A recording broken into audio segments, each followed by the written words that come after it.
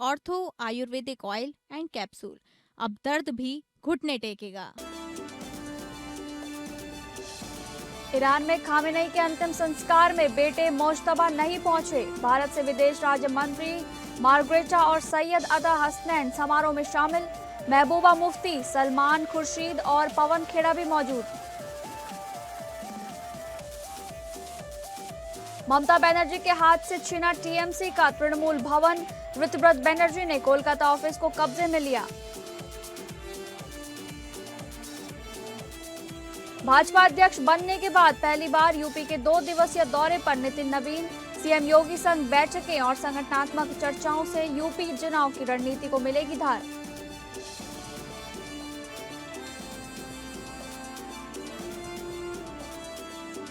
अयोध्या राम मंदिर के बाद अब उत्तराखंड के बद्रीनाथ धाम में चढ़ावे में हेरफेर के आरोप। बद्रीनाथ केदारनाथ मंदिर समिति ने दिए जांच के आदेश। खंगाले जा रहे CCTV footage.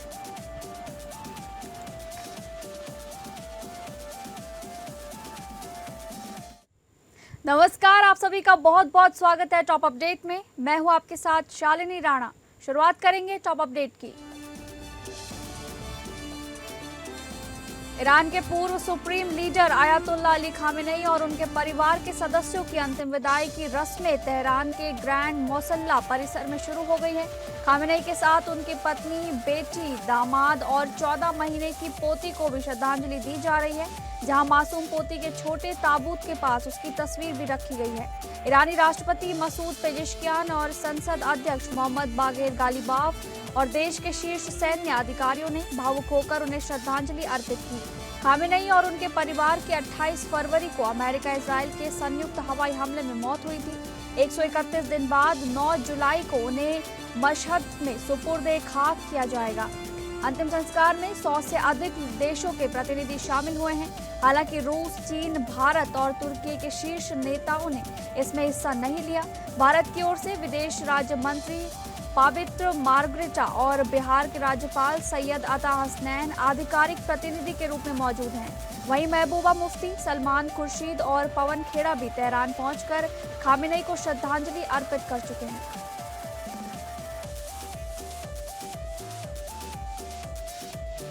Bharatiya Janata party के राष्ट्रीय अध्यक्ष नितिन नवीन 2 दिवसीय संगठनात्मक प्रवास दौरे पर लखनऊ पहुंचे हैं, जहां उनका दौरा 2027 के विधानसभा चुनाव की तैयारियों के लिहाज से बेहद महत्वपूर्ण माना जा रहा है। इस प्रवास के दौरान संगठन को और मजबूत करने के साथ नवगठित प्रदेश टीम को दिशा देने पर विशेष जोर रहेगा। नितिन नवीन मुख्यमंत्री योगी आदित्यनाथ, प्रदेश पदाधिकारियों और वरिष्ठ नेताओं के साथ कई अहम बैठकों में हिस्सा लेंगे। इन बैठकों में संगठन विस्तार, बूथ सशक्तिकरण और चुनावी रणनीति पर विस्तार से चर्चा होगी। साथ ही जातीय समीकरणों और सामाजिक संतुलन को लेकर भी मंथन किया जाएगा। प्रदेश अध्यक्ष पंकज चौधरी और महामंत्री संगठन धर्मपाल सिंह ने दौरे की तैयारियों का जायजा लेते हुए सभी व्यवस्थाओं की समीक्षा की है। भाजपा नेतृत्व इस दौरे को संगठनात्मक मजबूती और चुनावी तैयारी के लिए निर्णायक मान रहा है। ऐसे में नितिन नवीन का ये लखनऊ दौरा प्रदेश भाजपा के लिए कई मायनों में अहम साबित होने वाला है। अयोध्या राम मंदिर के चढ़ावा चोरी मामले में विशेष जांच दल यानी एसआईटी ने दूसरे दिन भी करीब 8 घंटे तक गहन जांच पड़ताल की है। टीम ने ट्रस्ट की भूमि खरीद से जुड़े बैंक लेन देन का सत्यापन किया और संबंधित बैंक कर्मचारियों से पूछताछ की है। पुलिस ने आरोपी अविनाश शुक्ल को रिमांड पर लेकर उसके कमरे और अन्य ठिकानों की तलाश ली, जहां एक कार समेत कई संपत्तियों की जानकारी सामने आई। जांच के दौरान ट्रस्ट से जुड़े चंपत राय, अनिल मिश्र और गोपाल राव की संपत्तियों का भी ब्यौरा खंगाला गया है। इस बीच राष्ट्रीय स्वयंसेवक संघ ने पहली बार इस मामले पर प्रतिक्रिया देते हुए कहा कि घटना से करोड़ों राम भक्तों की आस्था को ठेस पहुंची है और दोषियों को कड़ी सजा मिलनी चाहिए। उधर मामले की सीबीआई जांच और चढ़ावे की संपत्ति का कैग से ऑडिट कराने की मांग वाली जनहित याचिका पर इलाहाबाद हाईकोर्ट की लखनऊ पीठ ने 6 जुलाई को सुनवाई प्रस्तावित की है। एसआईटी की जांच और अदालत की सुनवाई ने इस पूरे मामले की गंभीरता को और बढ़ा दिया है। अब सभी की निगाहें जांच की अगली कार्रवाई और हाईकोर्ट के फैसले पर टिकी हैं। पश्चिम बंगाल की राजनीति में तृणमूल कांग्रेस के भीतर सियासी घमासान अब खुलकर सामने आ गया है। नेता प्रतिपक्ष ऋतुव्रत बनर्जी के नेतृत्व में करीब 60 विधायक टीएमसी मुख्यालय पहुंचे और वहां बैठकर खुद में खुद को असली तृणमूल कांग्रेस घोषित कर दिया गया। बैठक के बाद बागी गुट के कार्यालय के मुख्य गेट पर ताला भी लगा दिया और दावा किया कि अब पार्टी का संचालन यहीं से होगा। इससे पहले बागी गुट चुनाव आयोग में पार्टी के नाम, चुनाव चिन्ह और संगठन पर अपना दावा भी पेश कर चुका है।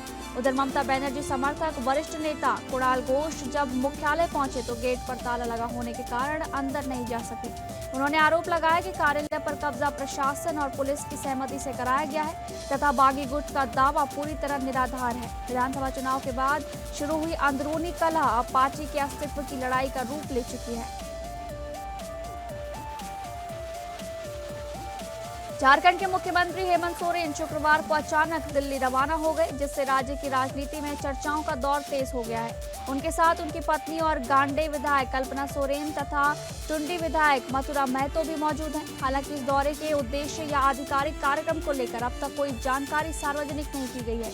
इसी बीच कांग्रेस प्रदेश प्रभारी के राजू राज्य के दौरे पर संगठनात्मक कार्यक्रमों में व्यस्त हैं, जबकि वित्त मंत्री राधाकृष्ण किशोर द्वारा सुरक्षा कर्मियों और सरकारी वाहनों को लौटाए जाने की खबरों ने राजनीतिक हलचल बढ़ा दी है। इन घटनाक्रमों के बीच महागठबंधन में संभावित उठापटक की अटकलें एक बार फिर चर्चा का विषय बन गई हैं। मुख्यमंत्री ने अचानक दिल्ली रवाना होने को लेकर सत्ता और संगठन में संभावित बदलाव की संभावनाओं पर भी राजनीतिक गलियारों में तरह तरह की चर्चाएं हो रही हैं। अयोध्या राम मंदिर के चढ़ावे में चोरी के मामले के बाद अब बद्रीनाथ धाम में भी चढ़ावे और दान में कथित हेराफेरी के आरोप सामने आए हैं। मामले को गंभीरता से लेते हुए बद्रीनाथ केदारनाथ मंदिर समिति ने तत्काल जांच के आदेश जारी कर दिए हैं। समिति के अध्यक्ष हेमंत द्विवेदी ने स्पष्ट किया है कि पूरे प्रकरण की निष्पक्ष और तथ्यपरक जांच कराई जाएगी तथा रिपोर्ट के आधार पर आवश्यक कार्रवाई होगी। आरोपों की जांच के लिए एक समिति गठित कर संबंधित कर्मचारियों से स्पष्टीकरण भी मांगा गया है। समिति का कहना है कि यदि जांच में कोई कर्मचारी दोषी पाया जाता है तो उसके खिलाफ नियमानुसार कड़ी कार्रवाई की जाएगी। श्रावस्ती से एक बेहद दर्दनाक और रहस्यमयी घटना सामने आई है, जहां 4 दिन से लापता 12 वर्षीय मासूम लवकुश का शव पेड़ से फंदे पर लटका मिला। घटना सोनवा थाना क्षेत्र के ठेगरहना गांव के पास की है, जहां से गांव से करीब 100 मीटर दूर शव मिलने के बाद इलाके में सनसनी फैल गई है। सूचना मिलते ही पुलिस मौके पर पहुंची और शव को कब्जे में लेकर जांच शुरू कर दी गई है। 4 दिन से लापता बच्चे की मौत किन परिस्थितियों में हुई, इसका अब तक खुलासा नहीं हो सका है। पुलिस मामले की हर पहलू से जांच करने का दावा कर रही है और सभी संभावनाओं को ध्यान में रखकर साक्ष्य जुटाए जा रहे हैं। उत्तर प्रदेश पुलिस के लिए गौरव का क्षण सामने आया है, जहां डीजीपी के स्टाफ ऑफिसर पूर्णेंदु सिंह का पदोन्नति के साथ भारतीय पुलिस सेवा यानी कि आईपीएस में चयन हुआ है। डीजीपी राजीव कृष्ण ने उन्हें आईपीएस के स्टार लगाकर शुभकामनाएं दी और उनके उज्जवल भविष्य की कामना की। वर्ष 2000 बैच के उत्तर प्रदेश पुलिस सेवा अधिकारी पूर्णेंदु सिंह मूल रूप से सुल्तानपुर के निवासी हैं और समाजशास्त्र में गोल्ड मेडलिस्ट भी रहे हैं। उन्होंने यूपी लोक सेवा आयोग की परीक्षा में 11वां स्थान हासिल कर पुलिस सेवा में प्रवेश किया था। प्रतापगढ़, प्रयागराज, कौशाम्बी, फतेहपुर, गोंडा, फिरोजाबाद, मऊ, मिर्जापुर और लखनऊ समेत कई जिलों में उन्होंने महत्वपूर्ण जिम्मेदारियां निभाई। उत्कृष्ट सेवाओं के लिए उन्हें प्रधानमंत्री प्रशंसा पत्र, मुख्यमंत्री कुंभ सेवा मेडल, डीजीपी कमेडेशन डिस्क और केंद्रीय गृह मंत्री का श्रेष्ठ विवेचक दक्षता मेडल सहित अनेक सम्मान मिल चुके हैं। मथुरा में मानसून की पहली बारिश ने नगर निगम की तैयारियों और दावों की हकीकत उजागर कर दी है।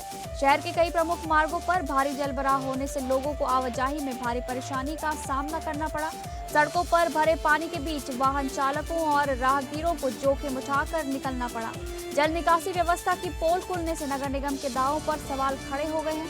मानसून से पहले नालों की सफाई और जलभराव रोकने के लिए किए गए दावे पहले ही बारिश में फेल साबित हुए। कई इलाकों में घंटों तक पानी जमा रहने से यातायात भी प्रभावित रहा। स्थानीय लोगों ने नगर निगम की कार्यशैली पर नाराजगी जताते हुए स्थायी समाधान की मांग की है। पहली बारिश ने साफ कर दिया है कि शहर अब भी मानसून की चुनौतियों से निपटने के लिए पूरी तरह तैयार नहीं है। उत्तर प्रदेश की राजधानी लखनऊ के महानगर क्षेत्र स्थित खुर्रम नगर के विजय पैराडाइज परिसर में आग लगने से इलाके में अफरा तफरी मच गई। आग पेट्रोल टंकी के बिल्कुल पास लगने के कारण लोगों में दहशत फैल गई और बड़ी दुर्घटना की आशंका गहरा गई है। घटना की जानकारी मिलते ही स्थानीय लोगों ने तत्काल पुलिस और फायर ब्रिगेड को सूचना दी। दमकल के पहुंचने से पहले आसपास के लोगों ने खुद पानी डालकर आग पर काबू पाने का प्रयास किया। आग लगने के कारणों का फिलहाल पता नहीं चल सका है, लेकिन घटना के दौरान एहतियात के तौर पर आसपास के क्षेत्रों में लोगों की आवाजाही भी सीमित कर दी गई है।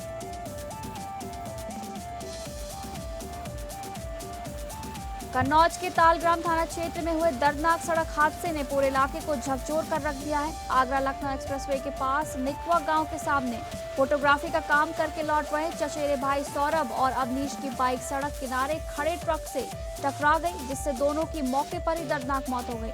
प्रत्यक्षदर्शियों का आरोप है कि घटनास्थल के पास आरटीओ विभाग की चेकिंग चल रही थी और उसी दौरान ट्रक सड़क किनारे खड़ा कराया गया था। तेज रफ्तार में आ रहे दोनों युवक समय रहते ट्रक को नहीं देख सके और हादसे का शिकार हो गए। घटना के बाद पूरे गांधीनगर मोहल्ले में मातम पसरा हुआ है और परिजनों का रो रो कर बुरा हाल है। सूचना पर पहुंची पुलिस ने शवों को पोस्टमार्टम के लिए भेजकर मामले की जांच शुरू कर दी है। जालौन के कुकर गांव में कटे जुए के अड्डे का एक वीडियो सोशल मीडिया पर वायरल होने के बाद इलाके में आक्रोश का माहौल है। ग्रामीणों का दावा है कि गांव में लंबे समय से जुए का अड्डा संचालित हो रहा है और शाम ढलते ही मरघट के पीछे बड़ी संख्या में लोग जुटते हैं। आरोप है कि इस माहौल का असर नाबालिग बच्चों पर भी पड़ रहा है, जिससे ग्रामीणों की चिंता बढ़ गई है। सोशल मीडिया पर कुछ लोगों के नाम लेकर जुआ संचालित कराने के आरोप भी लगाए जा रहे हैं। हालांकि इन आरोपों की अभी तक आधिकारिक पुष्टि नहीं हुई है। ग्रामीणों ने वीडियो के आधार पर पुलिस से मामले की निष्पक्ष जांच कर दोषियों के खिलाफ कड़ी कार्रवाई की मांग की है।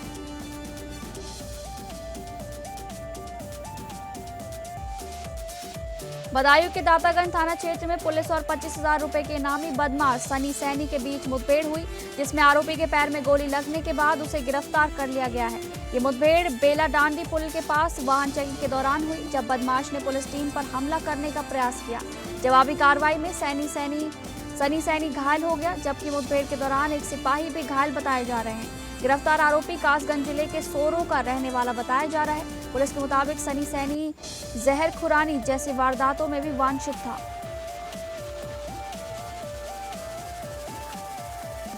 अलीगढ़ के इगलास थाना क्षेत्र के दुमेड़ी गांव में पैसों के लेन देन को लेकर दो पक्षों के बीच हिंसक संघर्ष का मामला सामने आया है। आरोप है कि दबंगों ने घर में घुसकर लाठी डंडों से हमला किया और दहशत फैलाने के लिए हवाई फायरिंग भी की। इस मामले में दो लोग घायल बताए जा रहे हैं, जिन्हें उपचार के लिए अस्पताल भेजा गया है। बताया जा रहा है कि करीब 3.5 लाख रुपए में खरीदे गए ट्रैक्टर के बकाया भुगतान को लेकर विवाद के बाद ये घटना हुई।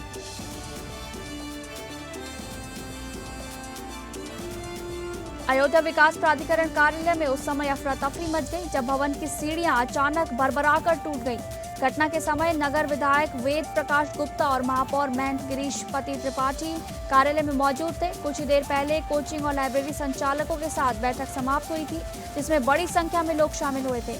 सीढ़ियां टूटने से मौके पर मौजूद लोगों में हड़कंप मच गया, लेकिन राहत की बात यह रही कि कोई भी व्यक्ति घायल नहीं हुआ। अयोध्या में मामूली बात ने देखते ही देखते हिंसक रूप ले लिया, जब चाय पीने और बेंच पर बैठने को लेकर दो गुट आमने सामने आ गए। कोतवाली नगर क्षेत्र के गुलाबबाड़ी गेट के सामने दोनों पक्षों के बीच जमकर लाठी डंडे चले, जिससे मौके पर अफरा तफरी मच गई। घटना का वीडियो भी सोशल मीडिया पर तेजी से वायरल हो रहा है, जिसने पूरे मामले को चर्चा का विषय बना दिया है। जौनपुर में उत्तर प्रदेश शिक्षक पात्रता परीक्षा यानी टीईटी के तीसरे दिन भी परीक्षा कड़ी सुरक्षा व्यवस्था के बीच आयोजित की जा रही है। जिले के 23 परीक्षा केंद्रों पर कुल 9,584 अभ्यर्थी परीक्षा में शामिल हो रहे हैं। सुबह से ही बड़ी संख्या में अभ्यर्थी परीक्षा केंद्रों पर पहुंचने लगे, जहां पर प्रवेश से पहले उनकी त्रिस्तरीय सघन जांच की गई।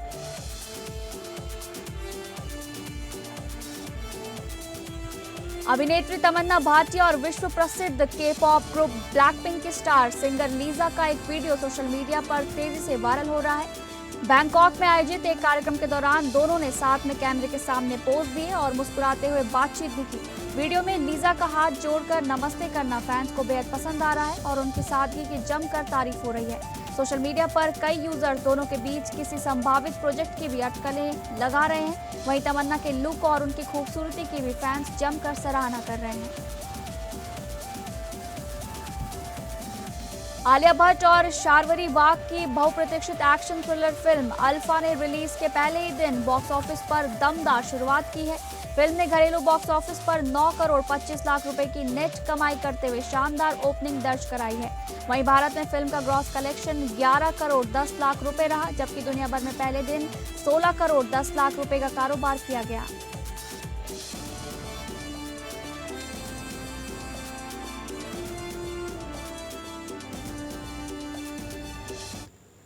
तो फिलहाल टॉप अपडेट में बस इतना ही। नमस्कार।